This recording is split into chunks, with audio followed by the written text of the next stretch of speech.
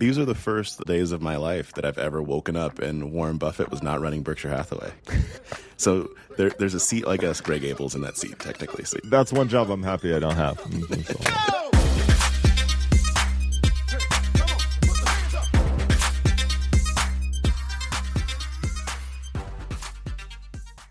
This podcast contains the arguably witty banter of two friends, Skippy and Dougals, that like to debate about investing. The content is intended to be entertaining and for informational purposes only, not investment advice. You should do your own research and consult a financial professional before using any of the information in this podcast, and especially before investing. special episode today, Skippy. Do I love it? You know I love it.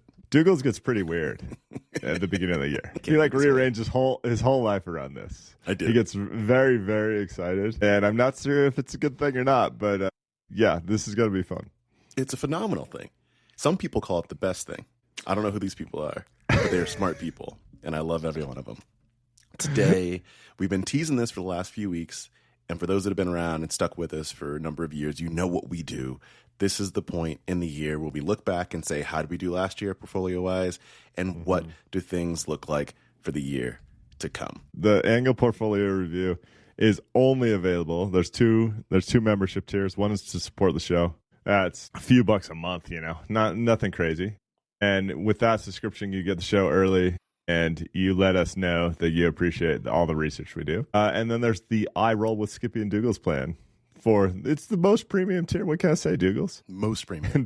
And for that one, you also get the show early and support the show, but you get the annual portfolio breakdown. And you can grab that at skippydougals.supercast.com. Go check it out. At least visualize it. And then discuss with yourself. Say, self, is this what I need? And then self says yes. So we're going to be back next week with regular episodes for the non-premiums.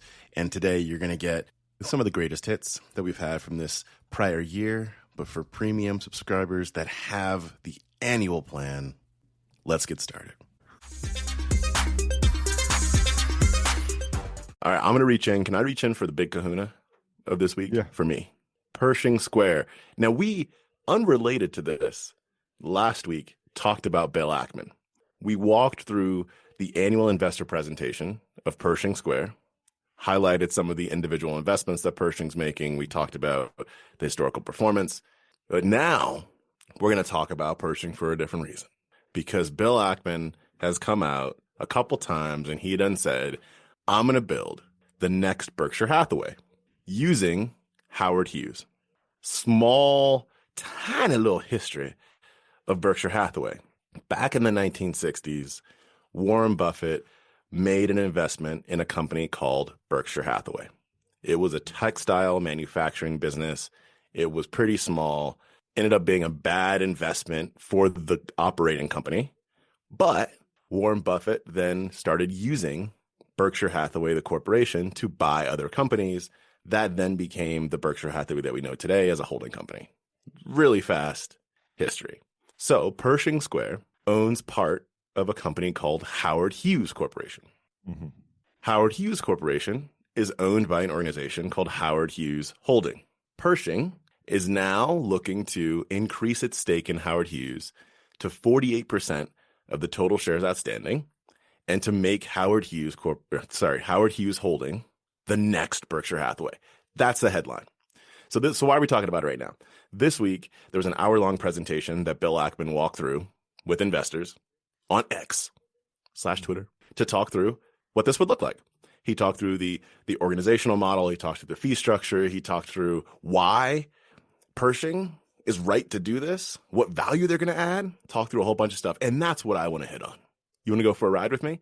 I do. I remember a couple of weeks back when I was saying that it was either Aikman or Einhorn that when he initially raised his fund only raised $3 million and then had a really good first couple of years. Yep. And a springboard from there. It is Aikman. Okay. Aikman started with $3 million. This is back in 2004-ish, 20 years ago? Yeah, that sounds right. I don't know the exact date, but I was able to validate that. So, I mean, not humble beginnings, but he started super small. And now he seems to be on a ploy to conquer the world, Dougals. I don't know that I follow this logic, but I think you're even more skeptical than I am.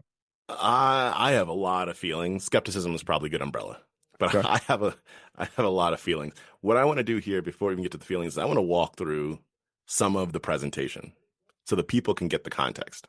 Please. So one, Howard Hughes Corporation. It's what they call a master plan community. It's a real estate company. They mostly own land. Mm-hmm. And so they own a whole bunch of assets that in today's environment, especially, no one's fitting to buy. There isn't a high return on this investment in the short run. And so as a publicly traded company, it has not been performing particularly well over the last few years, last decade, something like that. I don't have the chart right in front of me. Mm-hmm. Pershing has been acquiring shares in this company. Now they're looking to bump it up to 48% by putting in $900 million into the organization. What's going to happen on the other side of this, Pershing's management, starting with Bill Ackman, they're going to take over as leadership of the holding company, not as leadership of the corporation. So they're going to be, Bill Ackman will be the CEO of Howard Hughes Holding. The CEO, I think his name's David O'Reilly, will remain the CEO of Howard Hughes Corporation, and that will continue to do its business. And then they'll just keep on adding other businesses under the holding company, a la Berkshire. Mm-hmm. All right. This is where things get a little bit fun. So one thing that I know that you believe in is having some skin in the game when you have funds, when you're running an organization. They've got skin in the game. I got to give that to them. So when you look at the amount of money that is going into Howard Hughes that'll be sitting there, Bill Ackman will have $764 million, him personally, that he's saying in quote unquote look through investment. The rest of the Pershing Square team will have a total of about $500 million. So they have over $1 billion sitting in Pershing Square Group. That is skin in the game. Love that part of it. The part where it starts to get interesting, I'd say, is what is the compensation structure? So you're going to be CEO of this Howard Hughes holding. CEOs make good amount of money. How much you going to make? That's the question. And they said, you know what? As a favor to you all, we will take no cash compensation nor equity compensation for our employee side of Howard Hughes Holding. Meaning, every other week, I ain't getting a paycheck. But Ackman ain't getting no paycheck every other week. You don't got to pay me. You ain't got to pay me for that. Cut to the chase already on this one. All right. What we will do, though, is we're going to take 1.5% of Howard Hughes Holdings equity market cap. So if Howard Hughes becomes a $10 billion holding, we're going to take 1.5%. It becomes $20 billion, we're going to take double of what that is. Literally insane. Most good companies pay you a dividend, maybe they give you 1.5% of their market cap for being a shareholder. They're going to do the exact opposite. Just send us 1.5% every year for an Aikman. Okay. Go ahead. Okay. So then let's go into the qualification of this. So first, they showed this chart. We hit on the cumulative returns of Pershing against the S&P 500 last week. I'm gonna hit on it again right now for people that didn't hear last week. So the S&P 500 since 2004 has gone up about 8x, 700%. Now, what they did differently in this presentation versus what they did in the presentation from the annual is they showed two other graphs for Pershing. One is they showed Pershing minus performance fees and minus management fees. So here's what that means. So 1.5%, take that as management fee. That's the management fee. And that's what they charge in Pershing overall for Pershing Square. Then they also charge 16 to 20% incentive performance fee that they take. That's dependent on whatever the return is for the fund. So they showed that graph.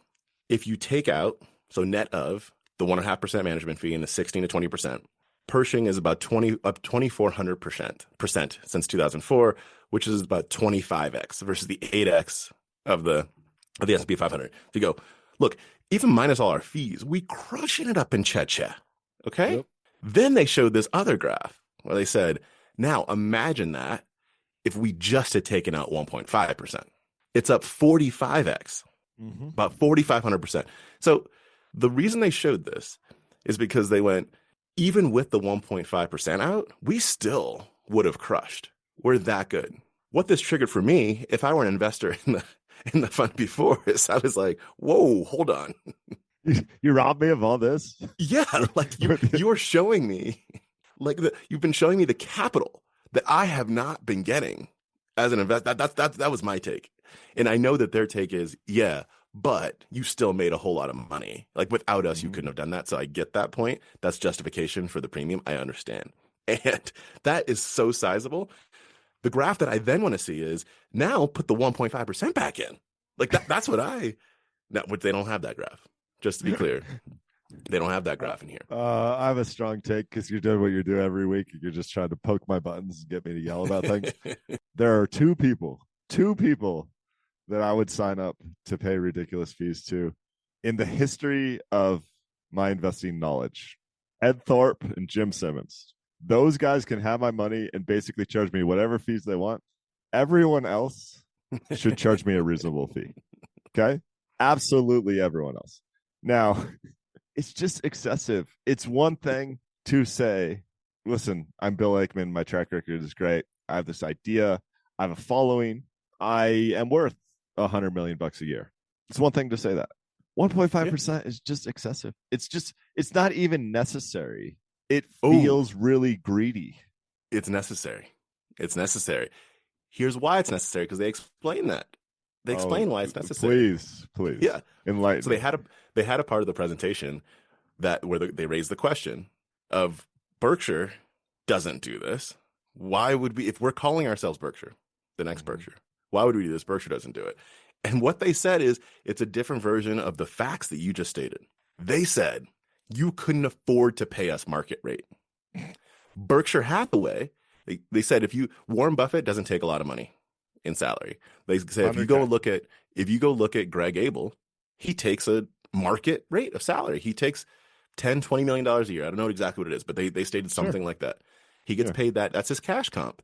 You can't afford to pay us our market rate. So the only way that we can get paid, our management team can get paid the market rate to bring in these returns is to take a percent of the market cap. According to Google Gemini, which I know is not the best AI model. Greg Abel makes bananas. No, Pershing Square Capital Management has 30 employees. Yeah, it's something like that. Yep. Okay. Yep. I understand that when you get to a certain level of wealth, the money isn't real anymore. The money is how you keep score with your friends, because it's not about being able to afford your groceries. Yep. I understand him saying, in order to keep score with my friends, I need X tens of millions a year. That is not a good soundbite. That's not a good soundbite. But that's what he's saying. And I am just saying, sorry, I'll drive down the California coast and see Ed Thorpe, because no, it's just not for me. Sorry, how can I say this more diplomatically? Just not for me. Yeah. And I get that. That's how they justify it. They say Berkshire Hathaway, here's their model. Here's where I think, in addition to all the things that you're saying and thinking, here's what I think is the farcical part of it for me, is when you look at the size of Berkshire, they have now built $1 trillion in current market valuation, $1 trillion business. If you go back to 1964, 1965, or when he was first buying Berkshire to build it up, there's no way. Like, it's you reap what you sow. You don't reap your history. You reap what you sow in the future. And what they are doing right now with Howard Hughes is they are saying, look what we've done, look what we've done, look what we've done at the peak of a market. Sorry, when I say peak, I don't mean that the downfall is about to happen tomorrow. What I'm saying is that historically we are now at a peak. That peak could continue to rise. But we're at the peak of a market, at all-time highs in the market. Look what we've done. They go into their track record during quote-unquote critical periods. They said, great financial crisis. Guess what we did? We credit default swapped our way from $64 million to $1 billion. We can do that for you, Howard Hughes. COVID-19, $27 million to short. Got $2.6 billion out of that. When interest rates were about to rise, we made $2 billion off that. What we can do, because Howard Hughes, you're in real estate. Macro is something you need to hedge against. You didn't do well on that. We do that really well. Value, value, value. Look at our cumulative returns. Value, value, value. You can't afford not to have us. And the only way you can afford to have us is this. And this is the most, in my eyes, antithetical Berkshire Hathaway thing you could do, because this is not a situation that's full win-win both sides, although they're trying to position it that way. This is a much more manipulative version of, what are you going to do without us? Nothing? Okay, then pay us buku wuku, Jim Simons type money. Jim Simons charges a lot more, but he's worth it. Yeah. So was there any talk of the carry forward tax benefits? Because it looks like Howard Hughes lost $700 million in 2023. Like, I mean, I'm trying to give the benefit of the doubt here. There could be some really cool acquisitions and roll-ups, or like, we take this company. I mean, he's already an investor in Howard Hughes, so clearly he believes the long-term future is bright. But there's nothing else under the covers here of like, and this is why this is the perfect vehicle to build a holding company with. Nothing that I at least wrote down or remember at the granular level that you're talking about. It was much more high level. Like for example, we mentioned last week the 3 different periods in the stock chart. He talked through more of that in this, so I can give like the high level. I'll give the very high level of that. That first period, he said Pershing was an open-ended hedge fund, so people could put in and take their money out as whenever they wanted. So when we hit tough times, which we did around 2015, there was a 30% drawdown. That's not good for us when we think about long-term capital. Then we had this hard time in the middle. They call it the challenging period for about 3 years, 2015 to 2018, where we converted to a closed-end fund, which is where Pershing is now, and they're calling that permanent capital, so they can think more long-term. And so if you can think more long-term, this is a great vehicle for us to do what we do best, is invest in public stocks. However, and this is where Howard Hughes comes in, he said, however, Pershing today really invests in large cap. There's an opportunity in small cap now, and we're going to use the Howard Hughes vehicle to look more at the small cap market, which has been underperforming, to make material either controlling or complete acquisitions in small cap. And this is a great vehicle for that. So it's more at the macro level, the high level aggregate that they discussed it, not to the extent that you just mentioned. I mean, there's just a lot of companies with a $3 billion market cap with a price to book value of 1.4 and a debt to equity ratio of 2. Okay, let me try this. Let me try this on you, because I'm going to convert you with this one. Also, in justifying the fee, he said it's really not that much money in the end. We're taking a material equity stake in you all, and like, that's what matters. It's the equity stake. For example, here are 2 examples. If Howard Hughes's price, the price of its shares, were to increase by 20%, our team's investment in Howard Hughes would grow by $260 million. That's what matters. The fees that we earn would only be $50 million. Like, that's not even like, why are you even talking about that? And if Howard Hughes's share price were to go down by 20%, pobrecitos, we would lose $260 million. The fee's nothing at that point. So don't even worry. No, they are. Don't worry about the $34 million we still make, because we just lost 260. Yeah, I feel like I'm on an episode of Punked here. I think he also said something along the lines of, well, if we just take our $900 million investment and put it in T-bills, we can cover a lot of this fee. Didn't he say something like that? So like the fee's basically free. No, you're robbing the company of that $50 million that they could be investing. Like, they could be putting back. They could be buying the next company, since you want to buy all these small caps. Like, you could buy a nice small cap every year. I have no doubt. Doesn't make sense to me. I have no doubt that Bill Ackman and his team can make Howard Hughes more money through them buying this 48% stake and using it as an investment vehicle in the future. I have no doubt about that. However, don't play this off with some analogy with Berkshire Hathaway. Just call it what it is. It is a opportunistic, capitalistic takeover of a company to use to line your pockets in the future. And I'm not saying that in a negative light. Like, just call it what it is. His PR team won't let him do that. Of course not. And he's a good marketer. Like, so he has so many of these justifications. like, or what qualifications, I can call it justifications. Like he does say, we can take care of the macro, your real estate, you need macro. Look at historically what we've done. We can do that again for you in the future. We can increase your investor base because no one's looking at Howard Hughes today. They can't look at you and see you as a good investment. Look at us. We've got great media. We're good at marketing. You're going to have more investor interest. We can hedge so much better. Like it's right. These are not untruths, what they're saying here. They can do all those things.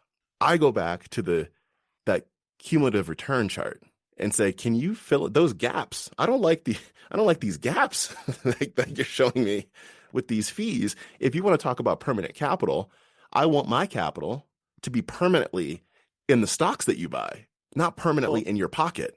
Yeah, and like to that point, the market value point, if his team's worth $50 million, one, they already have another investing vehicle to pull off. Yep. Significant, probably $50 million.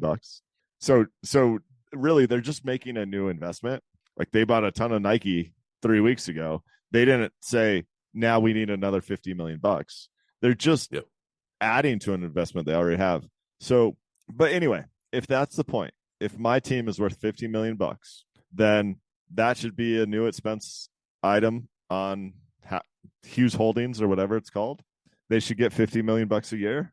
And when they triple the stock, they should get $52 million a year. The holding company can't afford that. Yes, that's my point. No, I know, but that's. I think Aikman's. I don't know if I'd call him a great investor. I think he's a really good investor. Every time I look at his portfolio, there is quality finds in there. I'm gonna try this. I'm gonna see if it works. Okay. The next time that I apply to an organization, I'm in an interview process, it's going well, and we start talking about compensation, I'm gonna pull up graphs of Dougal's historic performance and say, okay, let's take where you are now and just imagine it goes into the future. Obviously, I'm worth $30 million a year. And I know we just got our Series B. You can't afford that. So I'm going to go ahead and take 1% of revenue. Yeah, I'm just going to go ahead and Kevin O'Leary you and take 1.5%. I'm going to take royalties. And if your stock goes down, oh, look, I also get hit because I own equity. I own that equity, but more power to them. As a capitalist, more power to them. Just call a spade, like so that we can look at the spade and make judgments on that. Do not compare this to Berkshire Hathaway. Charlie Munger will come back. He had to wait until Charlie passed to say something like this, because I would love for Charlie Munger to be in the comments. If he could log into X, if Charlie Munger could log into X, I would love for him to be in the comments. So I wasn't planning on going to Omaha in May. I might have to go, because this will be a question to Buffett, and he'll go, this is stupid. And we won't get the Charlie comment about just how stupid it is, saying that, his usual quip. But this is stupid. Dougal's, I am flying high over here. All my China picks are blowing up, doubled my investment on Baba. I am a prodigy. This is hyperbolic by design. I am a prodigy with Chinese stock picks. I can do no wrong. So right now, I'm going to buy, or I wish I knew a good name, Yum China Holdings. Okay. All I need you to do is give me $5 billion. Then I'm going to take a 2% fee on that, because all my China picks, they crush. Look at my track record, right?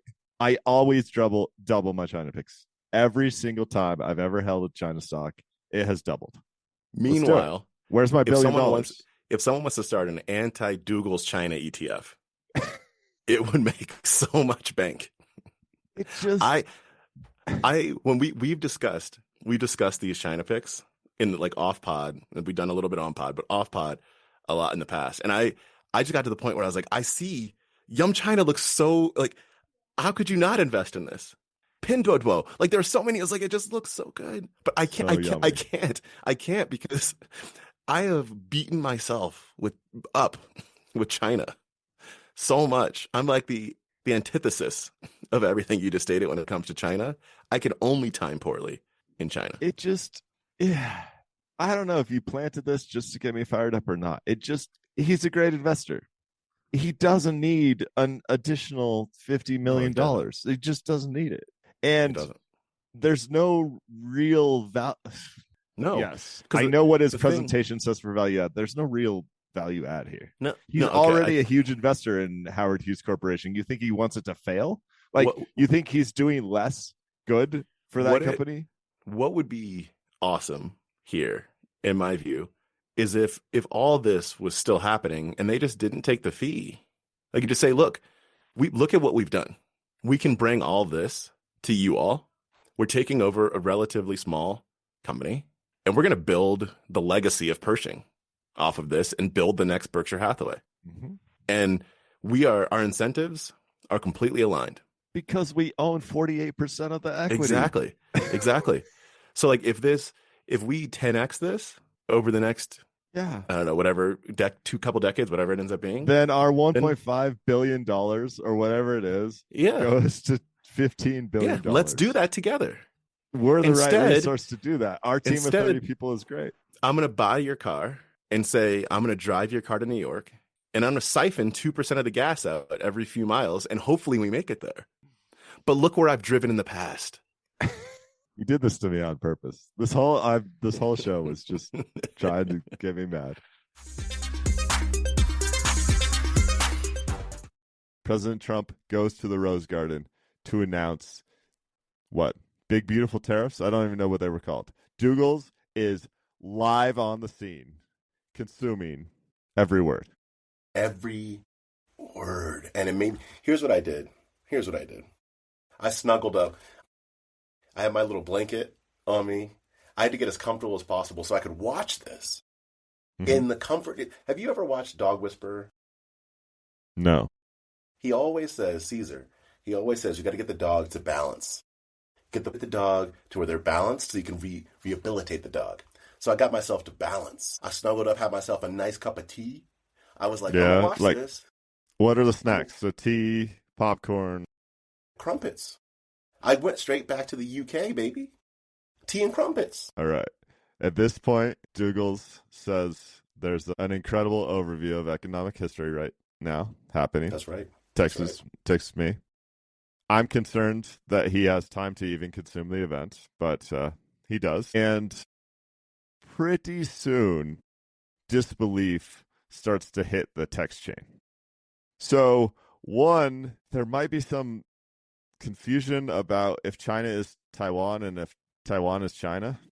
That's during the verbal speech, correct, Dougal's? This is what's happening here? That's about the semiconductors. Talking about the semiconductors. And then the list comes out. President Trump is holding up the billboard, right? That no one can read. And it lists China and Taiwan as two separate countries, and everyone's rejoicing. This seems like great news. The not so great news is the numbers on that chart. So as soon as I see this, Dougal's, I'm going, wow, Nike's at $60 a share. This seems like a deal.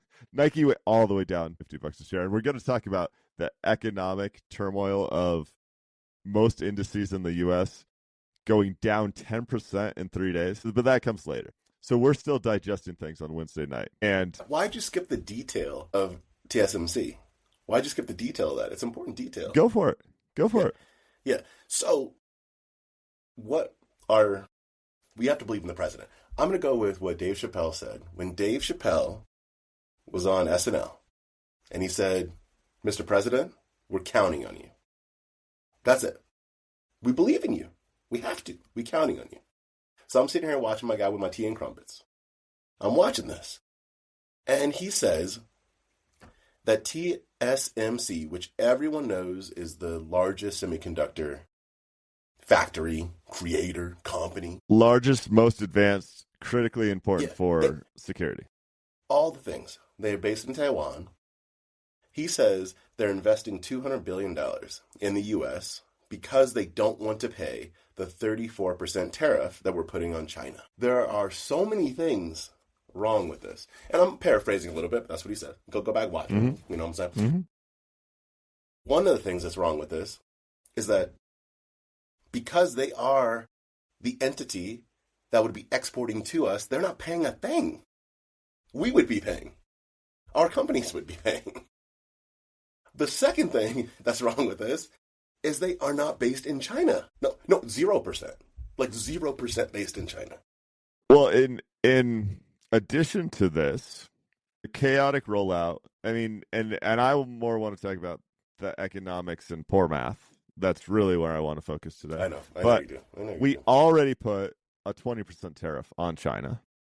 And then we held up a billboard that said a 34% tariff on China. And then when you go to the Treasury Secretary and say, does that mean there's now a 54% tariff on China? He says, I believe so. Like, he doesn't even know. He doesn't know. Right? That's how chaotic and rapidly this appears to be evolving. Now, some people say that's because this is all a negotiation tactic. I'm going to explain why this is a horrible negotiation tactic, if that actually is the case. And that's largely because we got the math wrong. We also don't know if it is. Yeah, but you can only alienate so many people. Like, this desire to alienate basically every country in the world is really bizarre. So anyway, let's get back to the dialogue. At this point, the world is starting to understand the severity of what's been announced Wednesday evening. The markets are closed, but the CEO of Restoration Hardware happens to be on an earnings call, right? Yes. He happens to be on So good. During his live recorded in his most professional stance in front of investor, he looks at a 25% drop of his stock related to unclear but clearly very large tariffs where he gets all his furniture from. His stock goes down 25% and he starts cursing on his earnings call. Right? Those sort of events are trickling. So Morgan Housel is tweeting a quote from Nicholas Taleb that says, men destroy each other during war and themselves during peacetime. Right? Yes. That's his initial reaction. The actual reciprocal tariffs, which we can't even call them that because that's just a straight lie, but in quotes, the reciprocal tariffs charts start to make their way to Twitter and the Wall Street Journal and everyone else. And me and anyone else that's mathematically inclined and cares about economics is trying to reverse engineer this formula because we know it's clear, like, first country listed on this chart says China, and it claims that they charge us 67% tariffs. Everyone knows that's not true. So we're going, where did the math come from? Like, are these numbers just completely made up? Hold on. Can I pause you? Yeah. You say everyone. Everyone doesn't know. The reason why we're about to do economics lesson in here is because a lot of people believe the chart. A lot of people still believe the chart. I find that we're just going to have to agree to disagree. I don't believe, and I'm being hyperbolic, I say anyone, I don't believe the majority of people actually believe this to be true. These numbers are so nonsensical. I get that. I was on X, which I'm trying to be a better person and not call it Twitter. I was on X, and there was someone that works at Sequoia. One of the largest VC firms that was tweeting out, now I just ruined myself, that was tweeting out these numbers like they were truth. If someone of that financial mind is believing this, then Jacob, who's eating his tea and crumpets out in eastern New Jersey, as one does, yeah, okay, yeah, as one does while watching beaches. I'll let you continue to interweave the economics lesson, but anyway, calculation gets reverse engineered. It took about 9 minutes by my count, right? I'm gonna butcher this guy's name, but James Sothewicki, I don't know. Appears to be Chicky. Yep. Chicky. That's the first one to do it. And the equation is exactly the U.S. trade deficit divided by U.S. imports divided by 2. So They said this tariff rate for the other country to the U.S. is the trade deficit divided by U.S. imports. This is the most nonsensical. Like, this got me super fired up because there's absolutely no logic to this. This implies that every country in the world should buy and sell the exact same amount of goods between each other. Doesn't matter if the U.S. is going on 400 million people, and a country like Ireland has 4 million people. It doesn't matter if there are entire regions of the world where you can grow coffee and avocados and other regions of the world where you can't. Go ahead. Why are you assuming that a country has to have people in order for us to believe that they are? A country does not have to have people because we slap tariffs on some far-off islands that have no natural inhabitants and only penguins. Yeah, those are natural inhabitants. So I'm okay. Big penguin. No humans. Yeah, no humans. No humans. This is like, so when you look at equation, again, trade deficit divided by imports. Mm-hmm. If I went to Target and bought $100 worth of goods. Yes. And Target bought nothing from me. Yes. I would then say Target taxed me 100%. Mm-hmm. Their tariff rate is 100% to me, and I get pissed. Then I would say, I'm reciprocal tariffs. No, I'm reciprocal tariffs. That's what I would do. It's completely outrageous. And this example holds true with any place that you support, whether it's my breakfast burrito place, Target, the grocery store, the auto shop. Like, they don't buy from me. Vietnam. They don't buy from me because I have no desire to sell them anything. My business does not sell to grocery stores. My business does not sell to restaurants. The restaurants make better food than I'm able to make in my home. Do I really want to say, like, shame on them? I have a trade deficit with them because they provide a service that makes my life better. Somehow that's a bad thing. Tax them. Tariff them. Why aren't you? It says, what is the value of a company? And it splits it out into two different elements. It says one is the steady state value. We'll talk about what that is. And the second is future value creation. So the overall value of an organization is what is its steady state value plus what's the future value that it will create.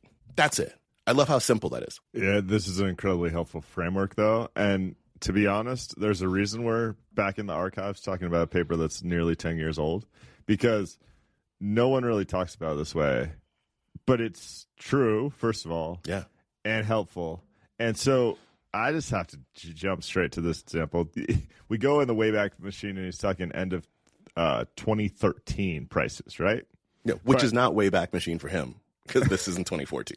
But this is amazing. So he breaks down Apple and Edison International, which are both at that time trading at a PE multiple of 12.8. Okay. And sorry to interrupt, but because you said Wayback Machine, it is important. I want to bring people back to where this was in Apple. Steve Jobs of Apple fame passed away in the fall of 2011. So when he's talking about these Apple prices, this is 2 years after Tim Cook has fully taken over, and people are kind of in that mindset of what is the future of Apple without Steve Jobs still. I just want to lay that out so people can go back. Continue. Yeah, but so one, it's insane that Apple was trading at this multiple at that time. And Apple was a dominant company in this time. I mean, what, the iPhone is 5 years old-ish? It was 2007. So it's about 6 years. Yep. And funny enough, this is right when Warren Buffett buys a ton of Apple and makes more money off one Apple than he's ever made off any company of his entire life. Now, granted, most of that's because it's late in the game, late in life for Buffett. This is incredible. So he says, why do those two companies with seemingly very different futures trade at the same PE multiple? Yeah. Lay it out. Okay. It's largely because, I'm going to cut to the chase. So Edison is parent company of Southern California Edison, an electric utility that distributes electricity to 5 million customers in Southern California. Okay. So why does a tech company based in Silicon Valley with the most exciting handheld computer device in the history of the world, that's only 6 years old at this point, why does it trade at the same earnings multiple as a utility provider for Southern California? This seems to make no sense. Why, Douglas? Why? It must be undervalued. Is it that simple, though? No, it's not. That's what the paper is saying, is it's not that simple. But where the point of this paper is to say that's where most people just come out, is they just look at the high level and go, what you have to buy Apple hand over fist, which in hindsight was not an error, but he's saying the thought process is an error. You go, if Apple's trading at the same price as utility, buy. Like, that's the simple nature. And they're saying it's not that simple. Okay, but so one, it's funny because in this case, what you should have done, what I kicked myself for not doing, because Apple was showing up on like deep value investor screens during this time. Like, the right move was to buy Apple. So that was true, right? But the question is, how does the market get to the point where they could even trade in the same multiple, right? Yep. There you go. And so it's the two components we talked about before, the steady state value and the future value creation. And in this case, I'm going to simplify. Basically, it's saying that Edison International, a utility provider, has a much larger steady state base value. It's not going anywhere. It's going to be around 50 years ago. It's going to be around 50 years in the future. There's no drastically new competitors coming into the space. Like, they are just going to be there and make money. There's value in that. So the steady state value of Edison International, significantly higher than the steady state value of Apple, according to the market at this point in time. Yep. Now, Apple's future revenue creation, much greater than Edison International's. But it's funny, when those two things get smashed together, a lot of times you get two very different companies trading for what looks like the same multiple, and it's utter craziness. Yeah. And the value comes from exactly what you just broke down. If Apple has this future value that is enormous, now think about more deeply about whether that the undervalue component comes from a wrong view of its steady state, what you think about its future state. If you just look at the two PE ratios, but you take Apple's future growth out of it and still say, oh, it's Apple, so it's undervalued because the same PE ratio, but the future growth doesn't exist, then you're just investing in something that doesn't have a future and its steady state value is actually lower. So I don't know if I'd more confused it or more clarified it, but like that's the power to me. Well, so what's so funny about this specific case and why it's fun to go back and read many years later is because he picked Apple. So the market at this time was completely underestimating Apple's steady state value because it was building this ecosystem that's now like, I mean, more people have iPhones today than have ever had iPhones. There's still like shaming that happens if a green text message comes in versus a blue text message. Their whole ecosystem is incredibly powerful. That's what I define as the steady state value. Yep. Then it underestimated their future value creation extremely significantly as well. Like, the market just got this wrong, and it got it wrong on both components of PE. Yeah, that's right. So then to move on, so steady state value of the firm today, looking at cost of capital. We skipped that component, but you keep that in mind for when we go a little bit further.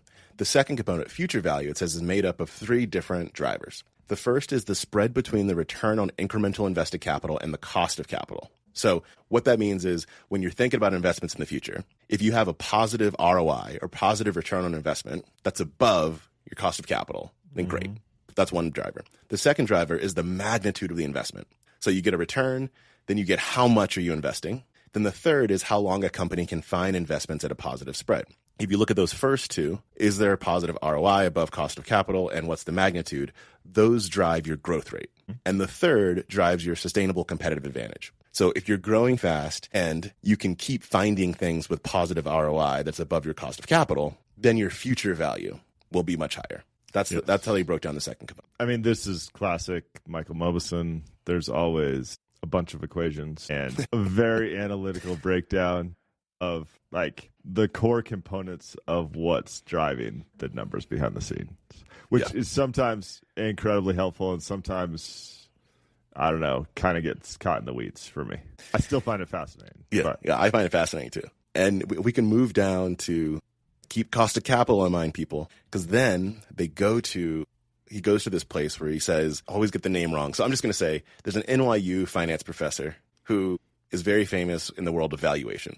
And what he did was back at this time, he estimates the cost of capital, the average cost of capital at 8%, which implies a 12.5 steady state PE ratio. And this is for the entire market. And this is Professor Damodaran. is how I say Okay. it. That's probably At least you tried. Yeah. Yeah. At least you tried. So this says the steady state across the entire market, the steady state average price to earnings ratio in 2013, according to these calculations, was 12.5 for steady state.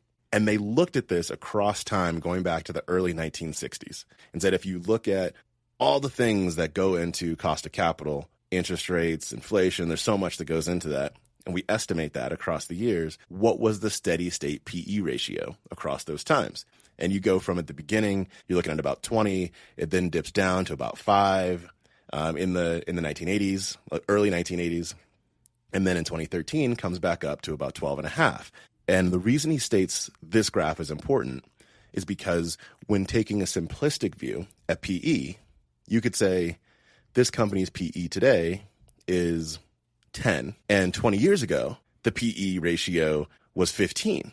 And so it is undervalued or whatever. But he says that you can't just look across time like that because the cost of capital changes over time. And so therefore, the implied steady state PE ratio would also change over time. Yes, and I think this is where it starts to get complex. So one, with PEs, people, I think we're all guilty of this, people often look at trends of a single company over time, but can be relevant. But then you have to look at trends of the entire market over time. That's and right. then trends of international market. So there's so many things happening here that all valuation can be thought of as some sort of relative valuation. Like, what are you comparing? Now, whether it's just stocks and bonds, like, what are you comparing the cheapness to?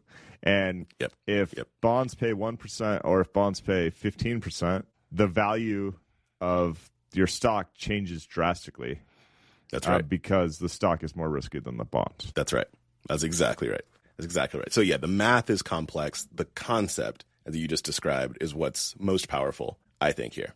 The last thing I'll point out is he looks at these different scenarios for return on invested capital and what that then means for what PE ratio could be given different earnings growth rates. And the takeaway that I'll actually shape here, there's a table. We'll have this paper on Substack, skippydouglas.substack.com next week, so you can take a look at the table. I won't go through the whole table. But the thing I'll point out is that if you have an 8%, going back to 2013, estimated 8% cost of capital, and your return on invested capital. So when you make an investment, you make 8%. The implied PE ratio is just going to be the same no matter how fast you grow.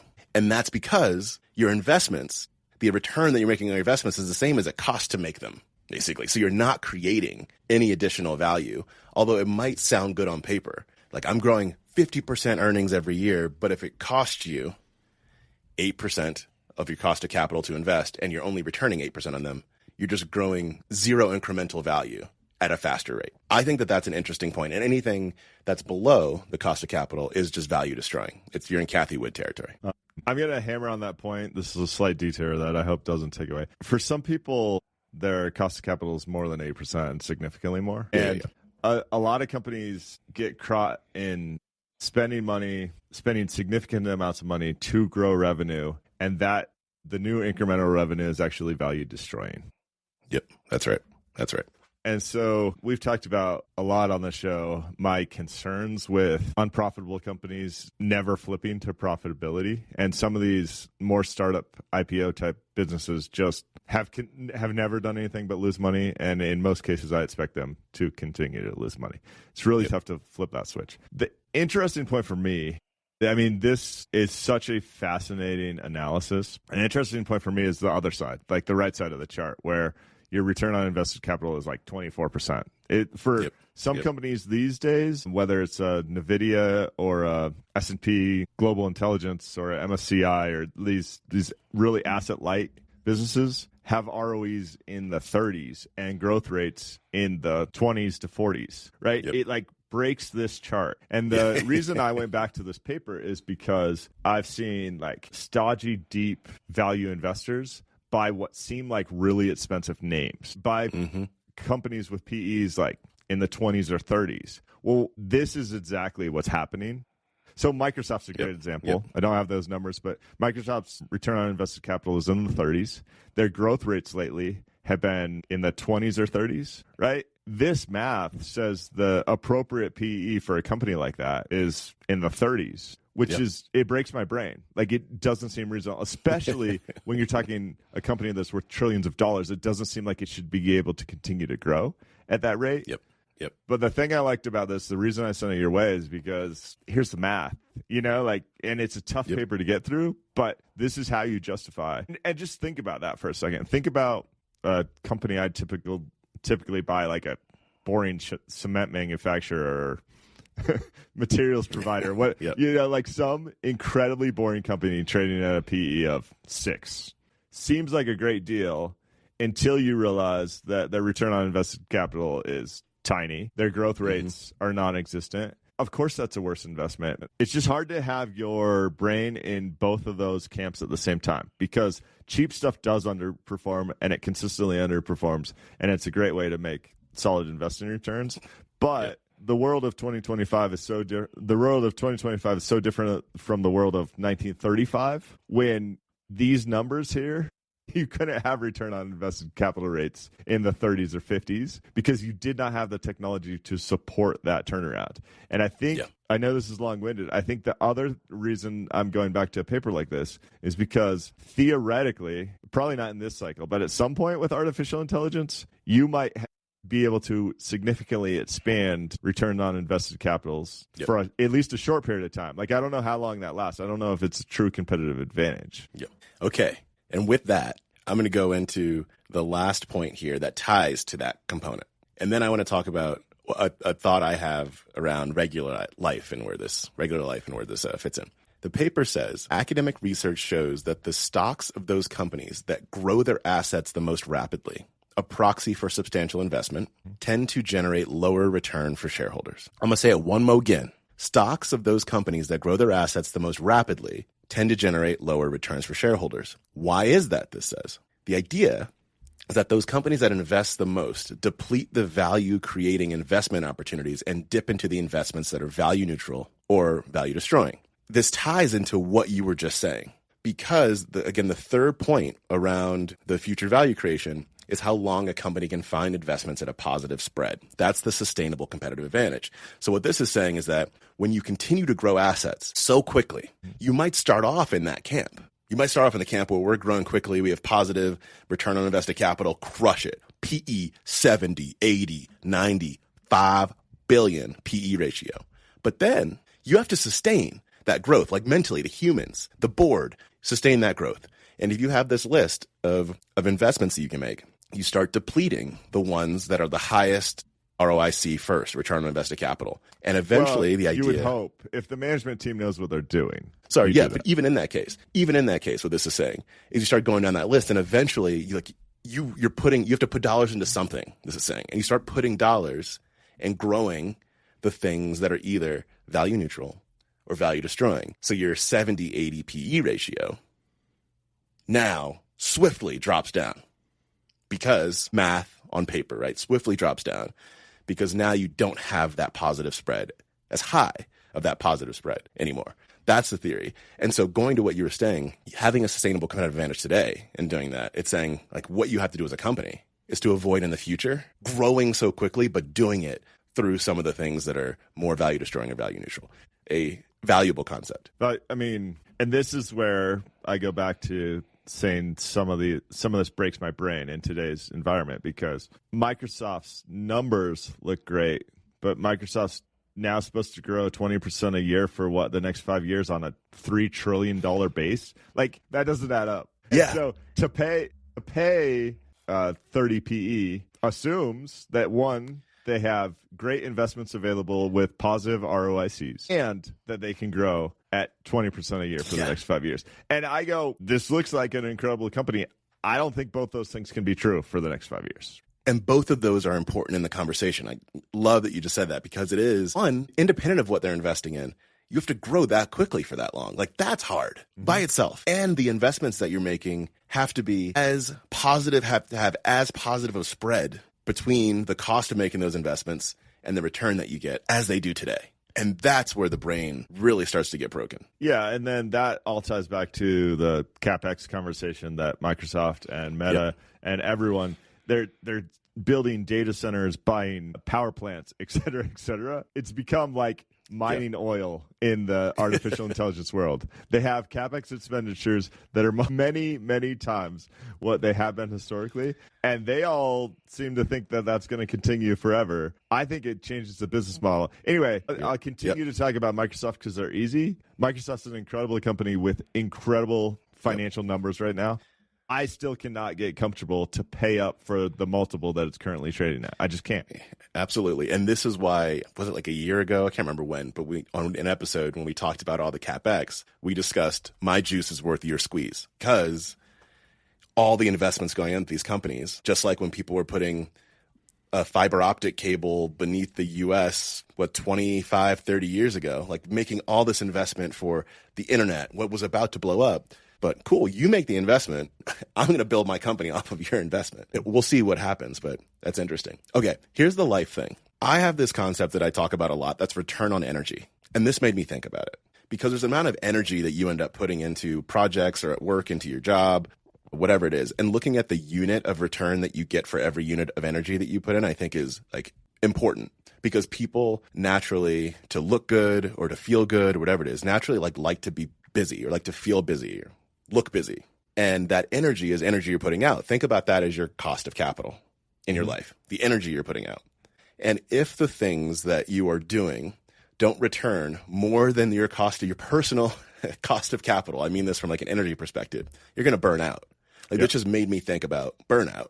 And then there are the things where like people might be like, I'm working 60, 70, 80 hours a week, whatever it is, and crushing it. And they're just full of life. You go, how the heck are you doing that? It's because the return on energy is really high. And you can go like forever on that. Mm-hmm. But then if you keep doing stuff and then eventually start doing activities that are more in the draining perspective, crash. It made me think about that for general life. It's fair. It's applicable. This is why serial founders are serial founders when they're getting a high return on energy. I mean, return on invested capital, personal invested capital, having the exciting new challenge of forming a company.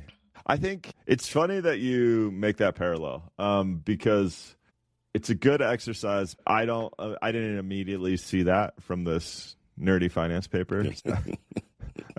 You might want to talk to a doctor, Dougal. So I'm a little concerned. This is what I get out of finance, man. I love finance. It's not untrue. Okay, are we ready for Japan? Yeah, give it to us. Oh, all right. So what this is based off of is a tweet. And I'm going to read the tweet, and then we'll go into a little bit more detail. The tweet says, what leaving debt to future generations looks like in reality, currency depreciation, a lowered standard of living, and quote-unquote economic humiliation. And what they link to in this tweet is a Financial Times article that talks about tourism in Japan. And it mentions how tourism in Japan has increased a lot because being in Japan is relatively cheap if you make your money in other currencies at the moment. So there's this over tourism that's happening. And that apparently is not sitting well with a lot of the Japanese folks. That is the premise. Anything to add to the premise before I go on? No, I mean, we've both been to Japan in the past couple of years, as all the rest of the United States. Is a lovely country, one of my favorite in the world. I'd love to go back. There's a lot of tourists. And the reason we went is because it was pretty cheap. I mean, like significantly cheaper than it would have been 20 years ago, which is why I think this hypothesis is so interesting. One data point here, tourist arrivals in Japan in 2005 were about 7 million people. It's almost 40 million today. Yeah. One of the things that's incredibly lovely about Japan, there's so much, but is it's a fairly insular culture in terms of they don't have a McDonald's on every corner, and their traditions are alive and well. Part of the reason for that is because they haven't been run over by tourists. They haven't had 40 million people showing up year over year like Paris has for the past 100 years. And so what this really alludes to is like, what did they sacrifice because they chose to deflate the currency in order to run deficits for decades on end? I think it's a fascinating piece. I'll give some stats here so you can get a sense for what's happened in Japan if people are not following the Japanese economy. And then I'll discuss what a couple of the responses to this tweet are. And it's just, in my eyes, it's too simplistic of a view. That doesn't mean it's the wrong view. It doesn't mean it's bad, but I'll get to that in a moment. Okay, here are a couple stats. So one is, if you look at the population of Japan, the population of Japan peaked around 2008. So for the last 17-ish years, the Japanese population has been on a small but steady decline. And when you do small but steady, it compounds. And so actual numbers, we're looking in 2008, the population, according to what I'm looking at here, was about 128 million people. And right now it's about 122 million people, a little bit under. So when we've talked about GDP on here before, when you look at GDP, it's how many people you got doing a thing, and then how much of that thing are they doing at a time, productivity. And that allows you to boom the economy, to increase the GDP of your economy. So when population goes down, that's difficult. The other thing is looking at debt, and specifically here, I'm going to look at the debt to GDP ratio, which has ballooned is like the most minor understatement I think I could say. Back in the early 1990s, so the end of the boom times, I'll say, you had debt to GDP that was 50% or below for a few years. Then starting in 1994 here, we had 55% ratio of debt to GDP. And today we're looking at over 200%. Mm-hmm. That's very, very large. And the reason why this is being brought up in this tweet here is because of the conversation that's happened in the U.S. right now. This isn't just about Japan. What folks are saying is there's this debate, I'll say, that's happened in the U.S. about the state of U.S. debt. And people are like, we're going bankrupt. We had this conversation a few months ago. The U.S. is going bankrupt. We're going to drive our economy into the ground. In a few years, our kids aren't going to be able to live in this country because we're ruining it. These are the headlines and the narrative that's coming up. Mm-hmm. And folks are saying, look at Japan. Like, if you want to look at the future of our country, go back 30 years at where Japan was, what they started to do with debt, and that's going to be us in the future if we don't change something. That's the overall narrative. I'm going to pause for you. I mean, I follow. And there's certainly some similarities. There's a lot of potential differences too, but I don't know what the next 30 years looks like. There's some fixes, but also I don't know that I thought of it this concretely. If you care about your kids being able to travel the world, or care about your kids being able to have some say in which country's currency is strong at the time and can show up and spend their tourism dollars like it's free money, you don't want this trajectory to happen because it takes some of the free will of their purchasing decisions. Like, I don't believe the doomsday scenarios that says if the U.S. deficit continues at X, the country will not exist in 30 years or whatever. Yeah, I don't believe the craziness. But the real sacrifices are like, yeah, but they might not be able to go to XYZ because it's prohibitively expensive. And they might have, I have no clue 30 years from now, who might have a strong dominant currency. I mean, China has all sorts of demographic issues too. Each major developed country has problems over the next 30 years. So none of it's a foregone conclusion. The U.S. might still be the dominant currency and one of the stronger currencies at that point. But there are sacrifices that I think people don't understand. And that's why the Japan example is fascinating. Yeah. And I also find it to be very fascinating. And the point that I was making around the narrative, you hit on part of it, like the doomsday narrative that exists. Is I'm not saying that that's not true. Again, just like you, I don't know what's going to happen in 30 years. Mm-hmm. But there's so much nuance. And as you always talk about complex adaptive systems, when you take one variable, you can't say this variable is going to lead to ...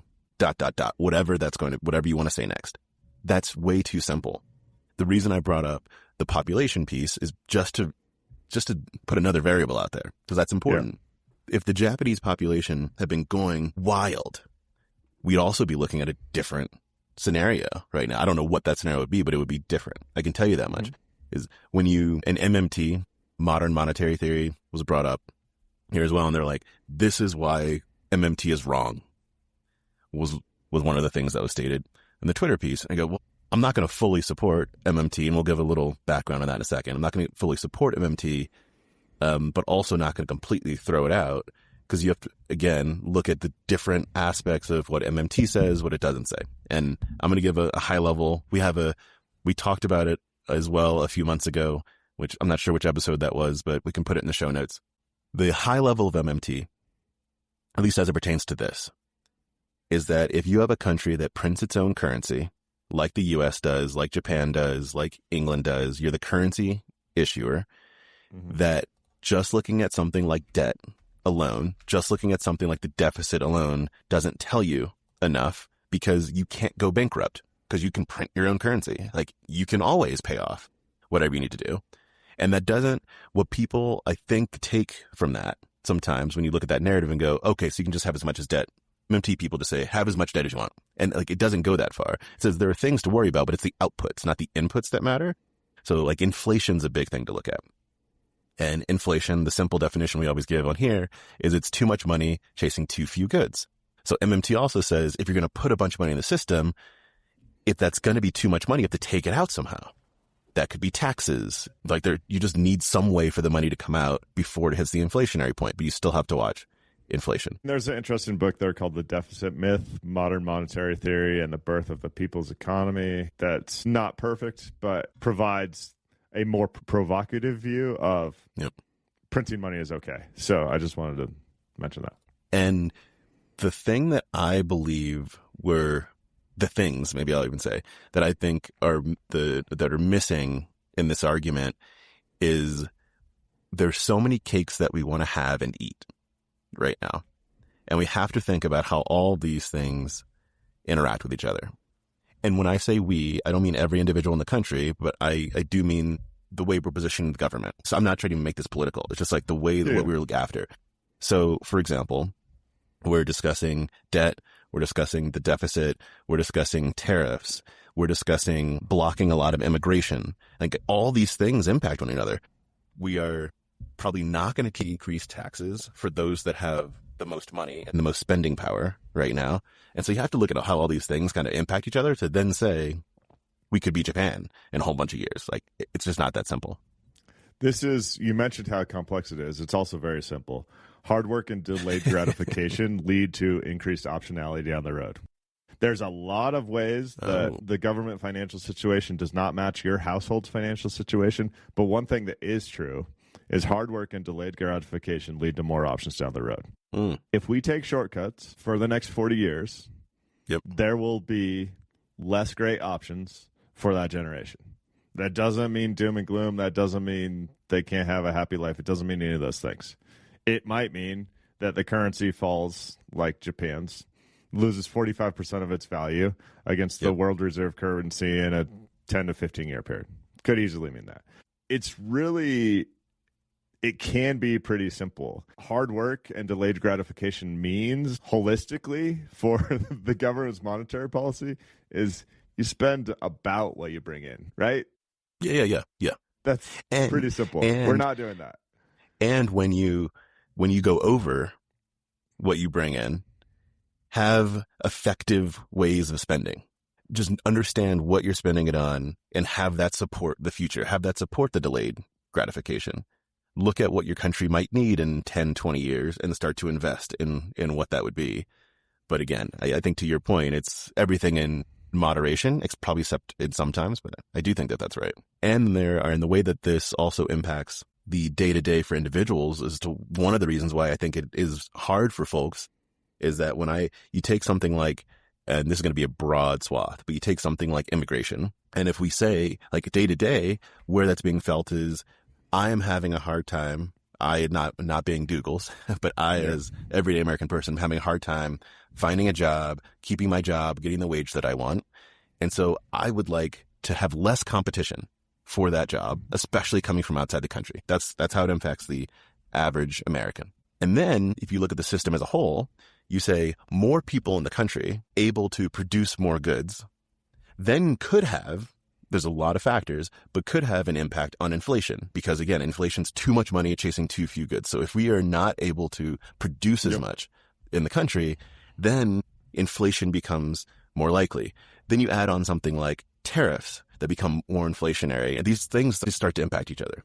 So we're not necessarily Japan, but I do think it's a fascinating case, as you were mentioning. Like, it's something useful to look at and study. The point here, that last point you're making, is more debt can be good if we're a startup country. And what I mean by that is we expect our population to grow rapidly over the next 30 to 50 years. Yep. So if we're at, whatever, 350, 400 million today, and we think we're going to be at 700 million or whatever, do the debt to GDP calculations, do the potential growth of GDP with a country that's twice the size. It's a drastically different equation. Yeah. But like you said, that's a decision you have to make. And what that could mean for your average citizen, this isn't even really about the U.S., is it could mean you could take on government debt, provide services today that will be paid off down the road when the country's twice the size. But if you decide, and I'm not saying Japan really decided this, it's so complex, right? If your demographics are such that your population is not growing or shrinking, the debt that you issue today becomes more costly because GDP is very likely to follow that population trend. Mikey drop. Okay, can I give so thank you. Appreciate you. Talk to you all next week. Peace.